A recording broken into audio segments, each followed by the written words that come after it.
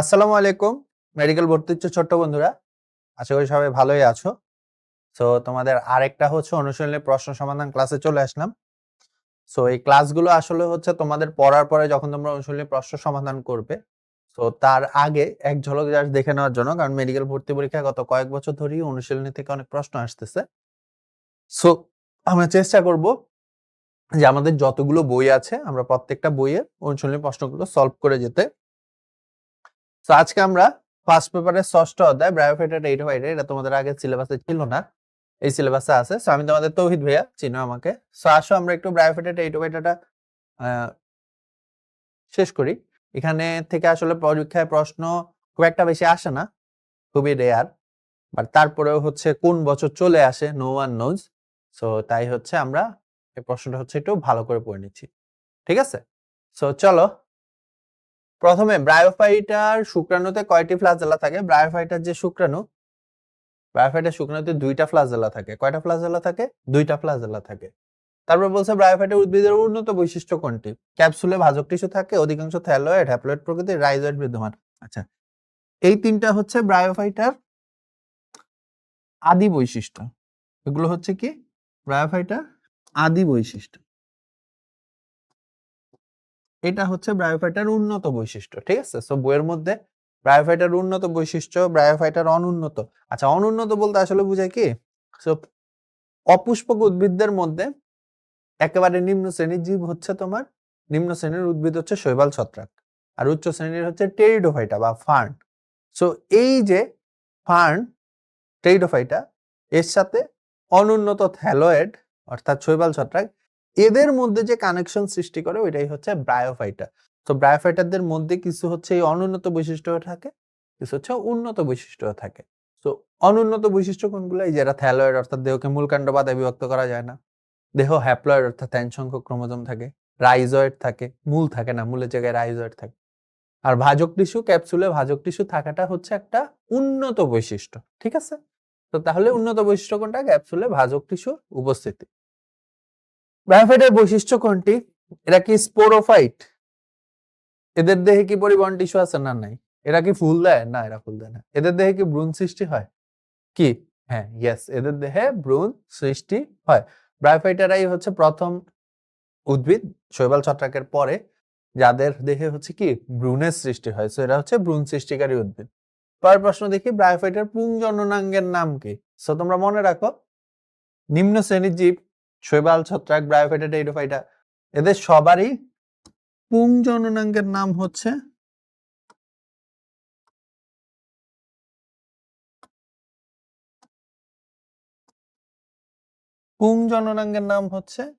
তোমার অ্যান্থেরিডিয়াম।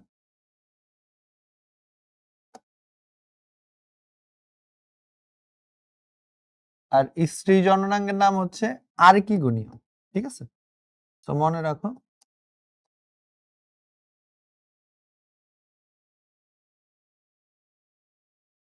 পুংজননাঙ্গের নাম হচ্ছে অ্যান্থেরিডিয়াম আর স্ত্রী জননাঙ্গের নাম হচ্ছে আর্কিগোনিয়াম। তাহলে দেখো, পুংজননাঙ্গের নাম কি? অ্যান্থেরিডিয়াম, ঠিক আছে? ব্রায়োফাইটার নিষেকের জন্য কিসের প্রয়োজন? আমরা জানি যে ব্রায়োফাইটার যে হচ্ছে শুক্রাণু সৃষ্টি হয়, এগুলোকে হচ্ছে তরলে মানে পানিতে ভাসিয়ে দেওয়া হয়। তো এদের কিসের প্রয়োজন হয়? তরলের প্রয়োজন হয়, ঠিক আছে? আচ্ছা, ব্রায়োফাইটার মূল দেহের কাণ্ডের ন্যায় অংশকে কি বলে?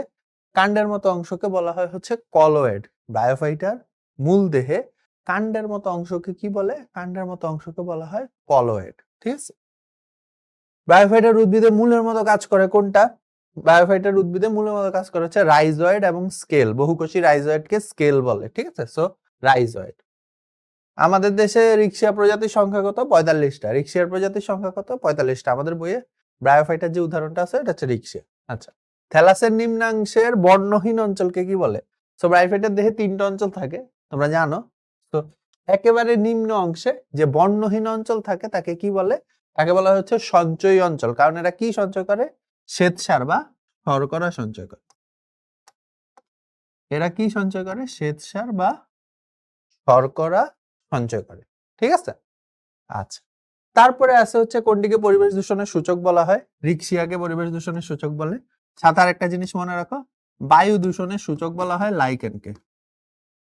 আচ্ছা, তো রিক্সিয়াকে কেন পরিবেশ দূষণের সূচক বলে? কারণ যে অঞ্চলে পরিবেশ দূষণ বেশি হয় ওইখানে রিক্সিয়া কম থাকে, আর যেখানের পরিবেশ অনেক ভালো থাকে মানে কোনো দূষণ থাকে না ওই অঞ্চলে রিক্সা অনেক বেশি হয়। সেম গোজ ফর বায়ু দূষণ। কোনো এলাকার বায়ু অনেক দূষিত হলে ওই দেশে এলাকায় লাইকেনের পরিমাণ কম থাকে, আর যদি বায়ু অনেক কম দূষণ মুক্ত হয়, বায়ু দূষণ থাকেই না, ওদের ক্ষেত্রে লাইকেন অনেক বেশি থাকে, ব্যস্তানুপাতিক সম্পর্ক। ঠিক আছে? আচ্ছা, রিক্সার স্পোরোফাইট পর্যায়ে সূচনা করে কে? স্পোরোফাইট পর্যায়ে সূচনা করে হচ্ছে স্পোর। স্পোরোফাইট মানে হচ্ছে তোমার 2n। এদের দেহ হচ্ছে নরমালি n সংখ্যক ক্রোমোজোম থাকে, কিন্তু কিছু সময় এরা হচ্ছে 2n পর্যায়ে আসে। কখন আসে? স্পোর থেকে শুরু হয়। ঠিক আছে? বলছে স্পোরোফাইটা আদি প্রকৃতির এবং থ্যালাসের মধ্যে নিমজ্জিত থাকে কোন উদ্ভিদে? স্বাভাবিক আমরা রিক্সিয়া পড়তেছি, রিক্সিয়াতেই মনে রাখো রিক্সিয়া হবে। নিচের কোনটির রিক্সিয়া থ্যালাসে থাকে? থ্যালাস মানে ওদের দেহ। Rhizoid, rhizome, rhizine, rhizomorph. Rhizoid একটু আগে বলছিলাম। রিক্সিয়ার পুংজননাঙ্গের নাম কি? একটু আগে বলছি। পুংজননাঙ্গ সবগুলোর নাম কি? অ্যান্থেরিডিয়াম। আর স্ত্রী জননাঙ্গ সবগুলোর নাম কি? আর্কিগোনিয়াম। সেটা শৈবাল হোক, ছত্রাক হোক, ব্রায়োফাইটা হোক, টেরিডোফাইটা। নিচের কোন উদ্ভিদের স্পোরোফাইট থ্যালাসে নিমজ্জিত থাকে? সো রিক্সিয়া পড়তেছি, স্বাভাবিক রিক্সিয়াই হবে। মনে রেখো রিক্সিয়ার স্পোরোফাইট থ্যালাসে নিমজ্জিত থাকে। রিক্সিয়ার স্ত্রী জননাঙ্গ কোনটা? স্বাভাবিক আমি একটু আগে বলছি কি? আর্কিগোনিয়াম। স্ত্রী জননাঙ্গ আর্কিগোনিয়াম, পুংজ জননাঙ্গ অ্যান্থেরিডিয়াম। আচ্ছা, রেণুধর। আচ্ছা, রেণু মানে মনে রাখো হচ্ছে স্পোর। সো রিক্সিয়ার রেণুধর উদ্ভিদটি কোন প্রকৃতির? সো মনে রাখবা স্পোর নরমালি স্পোরোফাইট মানে হচ্ছে তোমার টোয়াইসান। রেণুধর মানে হচ্ছে স্পোরোফাইটিক। রেণুধর মানে কি? রেণুধর মানে হচ্ছে স্পোরোফাইটিক। স্পোরোফাইটিক। ঠিক আছে? আচ্ছা, তাহলে ডিপ্লয়েড 2n। কোন উদ্ভিদের দেহ স্পোরোফাইটিক? আচ্ছা, তো এতক্ষণ আমরা যা পড়ছি শৈবাল, ছত্রাক, ব্রায়োফাইটা, এরা সবাই হচ্ছে দেহ হচ্ছে গ্যামিটোফাইটিক। দেহ কি? গ্যামিটোফাইটিক, অর্থাৎ n সংখ্যক ক্রোমোজোম থাকে। দেহ হচ্ছে কি? গ্যামিটোফাইটিক, অর্থাৎ n সংখ্যক ক্রোমোজোম থাকে। আর এরপরে আছে হচ্ছে কি? টেরিটোফাইটা।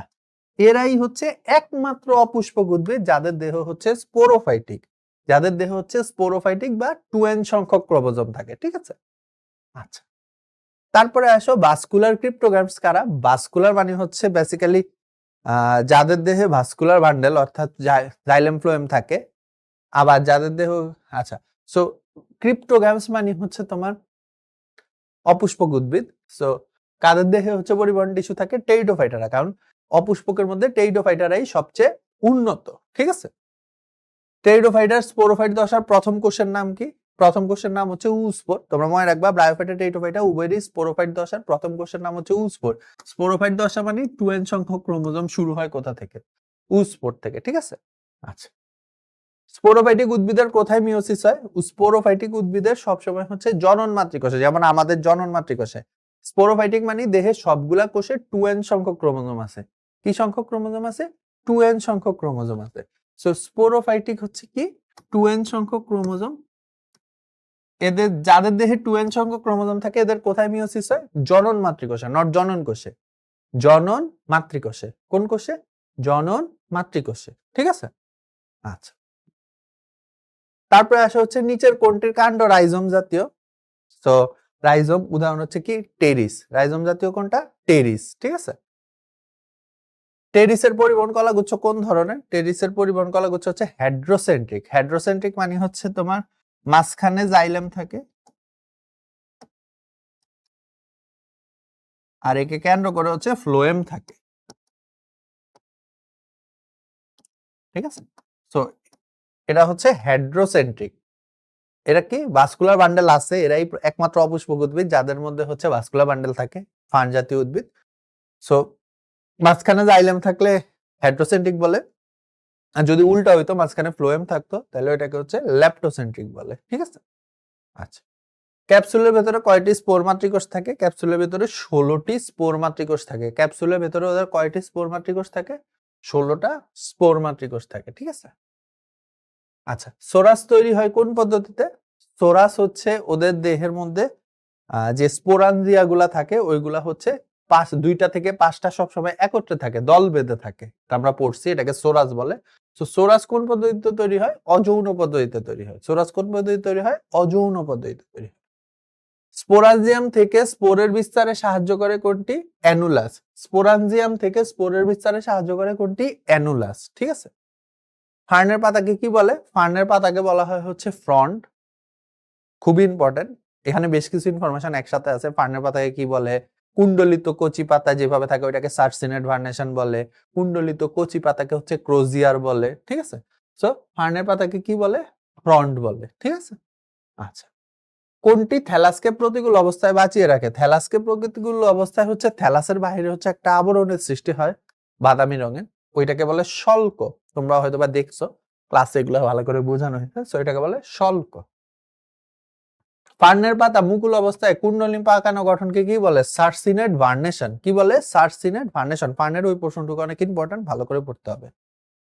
একটি স্পোরাঞ্জিয়াম থেকে কতগুলা স্পোর সৃষ্টি হয়? 64টা। মনে রাখো, একটি স্পোরাঞ্জিয়াম থেকে কতগুলা স্পোর সৃষ্টি হয়? 64টা। পরিবহন টিস্যু বহনকারী জীব কোনটি? এদের কাদের মধ্যে পরিবহন টিস্যু থাকে? ইউলোথ্রিক্স থাকে না, শৈবাল। এগারিকাস ছত্রাক থাকে না। রিক্সিয়া ব্রায়োফাইটা না, থাকে না। কোথায় থাকে? শুধু টেরিসে থাকে, আমি আগেই বলছি। হ্যাঁ, টেরিসের কুণ্ডলিত কচি পাতাকে কি বলে? কুণ্ডলিত কচি পাতাকে ক্রোজিয়ার বলে। আমি তোমাদের একটু আগে বলছিলাম যে কুণ্ডলিত কচি পাতাকে কি বলে? কুণ্ডলিত কচি পাতাকে ক্রোজিয়ার বলে। টেরিসের পাতায় অবস্থিত স্পোরাঞ্জিয়ামের গুচ্ছকে কি বলে? টেরিসের পাতায় অবস্থিত স্পোরাঞ্জিয়ামের গুচ্ছকে বলে হচ্ছে সোরাস। আমি একটু আগে বলছিলাম যে 2টা থেকে 5টা স্পোরাঞ্জিয়াম একত্রিত হয়ে সোরাস গঠন করে। টেরিস উদ্ভিদ হলো, এরা কি সপুষ্পক? না, এদের ফুল হয় না। এরা কি গ্যামিটোফাইটিক? দেখতেছি। এদের কি পরিবহন টিস্যু আছে? ইয়েস, এদের পরিবহন টিস্যু আছে। এরা কি থ্যালয়েড, অর্থাৎ এদের দেহকে কি মূলকাণ্ড পাতায় বিভক্ত করা যায় না? না, এদের দেহকে মূলকাণ্ড পাতায় বিভক্ত করা যায়। এরা কি গ্যামিটোফাইটিক? না, এরা হচ্ছে স্পোরোফাইটিক, অর্থাৎ এদের দেহে সবগুলা কোষে 2n সংখ্যক ক্রোমোজোম থাকে। ঠিক আছে? কোনটি ডিপ্লয়েড জীব? সেম কোশ্চেন ঘুরে ফিরে, টেরিস, মাথায় রেখো। ফার্নের প্রোথেলাস হচ্ছে সবুজি। ফার্নের প্রোথেলাস হচ্ছে কি? সবুজি, সবুজ হয়, অর্থাৎ সে নিজের খাবার নিজে তৈরি করতে পারে। সে হ্যাপ্লয়েড হয়, এই জন্য ডিপ্লয়েড হবে না। সে উভলিঙ্গ হয়, আর্কিগোনিয়াম অ্যান্থেরিডিয়াম দুইটাই থাকে। ভিন্নবাসী না, সহবাসী। একই দেহে আর্কিগোনিয়াম অ্যান্থেরিডিয়াম দুইটাই থাকে। সুন্দর একটা প্রশ্ন, হ্যাঁ, পরীক্ষায় আসার মতো। ফার্নের প্রোথেলাস হচ্ছে সবুজ। স্পোর উৎপন্নকারী পাতাকে কি বলে? স্পোর উৎপন্নকারী পাতাকে বলা হচ্ছে স্পোরোফিল। স্পোর উৎপন্নকারী পাতাকে কি বলে? স্পোর উৎপন্নকারী পাতাকে বলা হচ্ছে স্পোরোফিল। টেরিসের পাতাকে কি বলে? টেরিসের পাতাকে ফ্রন্ট বলে, এটা আমরা আগেও দেখছি। প্রথম ভাস্কুলার উদ্ভিদের রাইজোম, প্রথম ভাস্কুলার উদ্ভিদ হচ্ছে ফার্ন। যে বাদামি শল্কপত্র দ্বারা আবৃত থাকে তাকে কি বলে? ফ্রন্ট, রেমেন্টাম, ক্রোজিয়ার, পিনা, রেমেন্টাম। ঠিক আছে? ফার্নের পাতার বাহিরে যে বাদামি কালারের আবরণ থাকে ওইটাকে হচ্ছে রেমেন্টাম বলে। কি বলে? রেমেন্টাম বলে। ঠিক আছে? কোনটি সানফার্ন? টেরিসকে সানফার্ন বলে। ঠিক আছে? কারণ এরা হচ্ছে সূর্যের আলোতে জন্মাতে অনেক পছন্দ করে। টেরিস সম আকৃতির ও সমগুণ সম্পন্ন স্পোর উৎপন্ন করে। এটাকে কি বলে? সম আকৃতি এবং সম, আমরা জানি সবসময় সমান থাকলে ওকে হোমো বলে, হোমোস্পোরাস। হেটারো মানে ভিন্ন ভিন্ন, অ্যাসপোরাস মানে কোনো স্পোরই তৈরি হয় না, আইসোস্পোরাস মানে হচ্ছে একই রকম। সো এটা হোমোস্পোরাস। হ্যাঁ, আচ্ছা বলে। টেরিসকে সানফার্ন কেন বলে? নাম দেখেই বুঝতেছো, এরা রোদ্রে জন্মাতে পছন্দ করে, এই জন্য এদেরকে সানফার্ন বলে। নিচের কোনটি ডেকি শাক নামে পরিচিত? টেরিস পড়তেছি, তাইলে টেরিসকে ডেকি শাকও বলা হয়, মনে রেখো। কোন ধরনের উদ্ভিদকে লিভারওয়ার্ট বলে? হ্যাপাটিকাই শ্রেণীর সদস্যদেরকে লিভারওয়ার্ট বলে। সো টেরিস হচ্ছে হ্যাপাটিকাই শ্রেণীর, এরা হচ্ছে ফার্নের একটা শ্রেণী। এরা দেখতে হচ্ছে অনেকটা আমাদের লিভারের মতো, যকৃতের মতো, এই জন্য এদেরকে লিভারওয়ার্ট বলে। হ্যাপাটিকাই শ্রেণীর সদস্যদেরকে লিভারওয়ার্ট বলে। খুবই ইম্পর্টেন্ট একটা প্রশ্ন। ঠিক আছে? খুবই ইম্পর্টেন্ট একটা প্রশ্ন, পরীক্ষায় আসার মতো একটা প্রশ্ন। বুঝতে পারছি? পাতার পিনার নিম্নতলে বসন্তের গুটির মতো যে কোন ধরনের বস্তুগুলো কোন ধরনের প্রজননে অংশগ্রহণ করে? অযৌন প্রজননে। পাতার পিনার নিম্নতলে যে গুটির মতো বস্তু থাকে ওগুলা কিসে প্রজননে অংশগ্রহণ করে? অযৌন প্রজননে। ফার্ন উদ্ভিদের রাইজোম যে শল্কপত্র দ্বারা আবৃত থাকে তাকে কি বলে? রামেন্টাম বা রামেন্টা। ঠিক আছে? আমরা একটু আগে পড়ছিলাম রামেন্টাম বা রামেন্টা। ঠিক আছে? আচ্ছা, এরপরে আসো, সোরাস উৎপন্নকারী পাতাকে কি বলে? স্পোরোফিল। এই কোশ্চেনটা আমরা আগেও দেখছি। আচ্ছা, তারপরে কোনটি ডিপ্লয়েড জীব? টেরিস ডিপ্লয়েড জীব, আর বাকি সবগুলোই হচ্ছে হ্যাপ্লয়েড জীব। নিচের কোনটি পরিবহন টিস্যুগুচ্ছ অপুষ্পক উদ্ভিদ? টেরিস, পড়তেছি টেরিস। টেরিসের বৈশিষ্ট্যগুলো তাইলে বুঝতেছো, অনেক ইম্পর্টেন্ট, পরীক্ষায় আসে, ভালো করে পড়বা। ফার্নের ডিপ্লয়েড পর্যায়ের প্রথম কোষ কোনটা? ফার্নের ডিপ্লয়েড পর্যায়ের প্রথম কোষ হচ্ছে তোমার উস্পোর। একটু আগেও বলছিলাম, রিক্সিয়ার ক্ষেত্রেও সেম, ডিপ্লয়েড পর্যায়ের প্রথম কোষ থাকে উস্পোর। ফার্ন উদ্ভিদের মিওসিস কোথায় ঘটে? এটাও আমরা আগের বারও দেখছি, স্পোর মাতৃকোষে বা জনন মাতৃকোষে।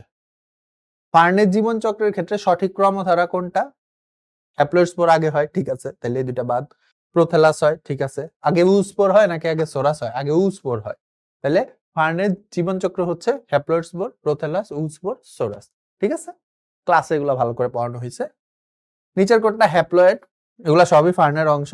কোনটা হ্যাপ্লয়েড? প্রোথেলাস হ্যাপ্লয়েড হয়। প্রোথেলাস কি ধরনের হয়? হ্যাপ্লয়েড হয়। টেরিসের গ্যামিটোফাইটিক পর্যায়ের প্রথম প্রতিনিধি কোনটি? টেরিসের গ্যামিটোফাইটিক পর্যায়ের প্রথম প্রতিনিধি হচ্ছে স্পোর। গ্যামিটোফাইটিক মানে n সংখ্যক। হ্যাঁ, আচ্ছা। ফার্নের গ্যামিটোফাইট উদ্ভিদে কি ঘটে? ফার্নের গ্যামিটোফাইট উদ্ভিদে যৌন জনন ঘটে। ফার্নের গ্যামিটোফাইট উদ্ভিদে কি ঘটে? যৌন জনন ঘটে। তো এইটাই ছিল তোমাদের এই চ্যাপ্টার। অলরেডি হচ্ছে তোমাদেরকে ক্লাসে এটা পড়ানো হয়েছে। তোমরা কোশ্চেন ব্যাংকের সলভিং দেখছো, কোশ্চেন ব্যাংক সলভ করছো। অনুশীলনের প্রশ্ন ব্যাংক যখন পড়বো, অলরেডি তোমাদের আগে সবকিছু পড়া হয়ে গেছে। আগে ক্লাসেও পড়ানো হয়েছে, কোশ্চেন ব্যাংক সলভিং এও বলা হয়েছে, দাগানো বই দিয়ে দেওয়া হয়েছে, এক্সারসাইজ বুক করা হচ্ছে। সো অনুশীলনের প্রশ্ন ব্যাংকে তোমাদের আর সমস্যা হওয়ার কথা না। তারপরেও তোমাদের যাতে মাথায় ভাসে, কানে ভাসে, এই জন্য তোমাদের জন্য কষ্ট করে হচ্ছে কোশ্চেন ব্যাংক সলভিং গুলো, অনুশীলনের প্রশ্ন সলভিং গুলো করা। আশা করি সবাই দেখে একটা রাফ আইডিয়া পাওয়ার কথা না, কারণ আগেই আমরা এগুলো সব পড়ে আসছি। সো তোমাদের আইডিয়া ফিনিশ হয়ে যাওয়ার কথা যে হ্যাঁ, এটা আমি পড়ছি, পারি, এই ভাইয়াই বলছে জানি, এই কোশ্চেন। ইভেন আমি যখন কোশ্চেন বলতেছি তখনই তোমার অ্যান্সার পেরে যাওয়া উচিত, অথবা তুমি বন্ধ করে হ্যাঁ এটার অ্যান্সার কি, এটার অ্যান্সার এইটা হিসাব বুঝছি। পাশাপাশি বই তো দেওয়া হচ্ছে, বইয়ের মধ্যে সব আসি, বইয়ের সাথে মিলিয়ে মিলিয়ে দেখে নিবা। আল্লাহর রহমতে এগুলা মাথায় থাকবে। ঠিক আছে, তাহলে আজকে এইটুকুই। আসসালামু আলাইকুম। আবার আরেকটা এক্সারসাইজ বুক সলভিং ক্লাসে দেখা হবে। আল্লাহ হাফেজ।